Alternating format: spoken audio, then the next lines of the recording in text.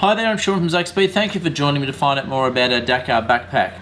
The Dakar backpack is part of the CONFIGR8 pack range, meaning you can adapt any of our configurable elements to this pack. It comes in at 22.5 litres storage capacity. It comes standard with YBS water resistant zips. It's made from a durable 680 denier fabric. It also comes standard with the Source 3 litre hydration system, and we also have a CE certified level 2 removable back protector.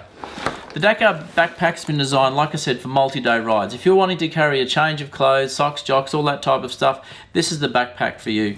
It also has 9 pockets, giving you a lot of organisation. We also have a multi-tiered layered system. This means that you can access a lot of other pockets externally in the pack without having to unload the main compartment where you've got all your clothes, that sort of thing. Starting with the back panelling on this pack, we've got our shark fin padded back panelling here.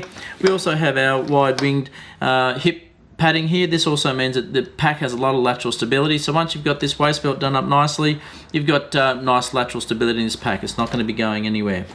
Like all our backpacks, this comes with a CONFIGR8 ladder lock system. Just opening up this compartment, we can remove that back protector. That then gives us access to the CONFIGR8 ladder lock system under here. You can see we have the 9-position ladder lock system, meaning that as we go from winter to summer, when we're wearing a light jersey and then all of a sudden we're starting to layer up by wearing an enduro jacket, or you might be wearing this over the top of a pressure suit style of protector, you want to make sure that you can expand that harness out to make sure it sits comfortably and perfectly every time. This ladder lock system, giving you the 9 adjustable zip positions, lets you do that really easily. It also means that you can release the harness altogether and then you can start and configure in with the other elements.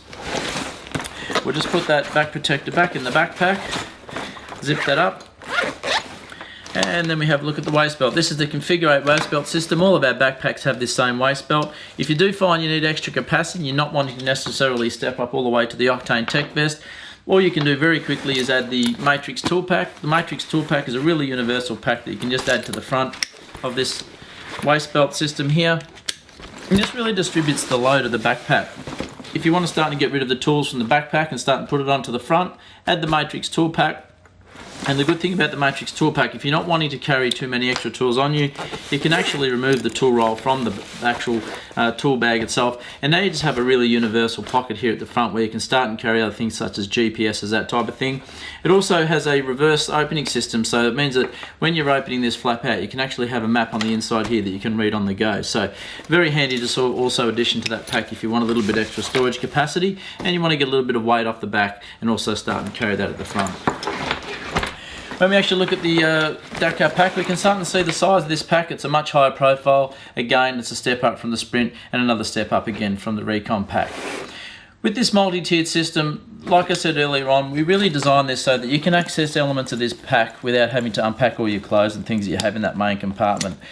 We have this main first tier here. This allows us to do a number of things. First of all, we have a quickly access zip pocket at the top here. This is where you're going to perhaps be carrying your wallet and perhaps a spare pair of gloves, that type of stuff. Something that doesn't take up too much room, just a little bit of extra storage there.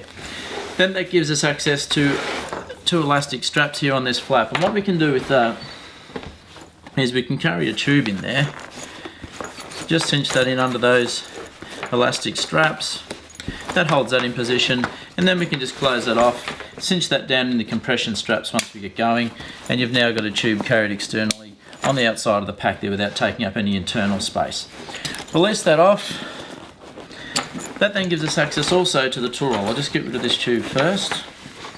21-inch tube, that's really handy to take on a trail, particularly if you're just on a standard trail bike. Obviously adventure bikes now are starting to get tubeless, but if you want to run a tube that you can actually fit in the front and the rear, a 21-inch tube is great to get you out of trouble. You don't want to run it in the back for too long, but it's certainly going to get you out of trouble to get you back to the car or that type of thing where you can fix it properly.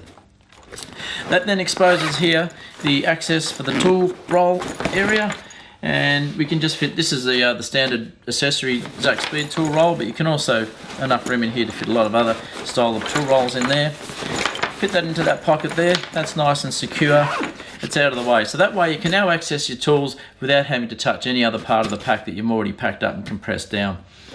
Moving further along now, we then get to the second layer of the pack. This is our free storage area. If you haven't put a tube in there, then this is another place here where you can easily carry a tube. If it's a dry day, because this is going to be exposed to the elements, and you've removed the sleeves, say out of your enduro jacket starting to warm up, that's another really good place that you can easily put them in, cinching them down under into that freeload storage pocket there.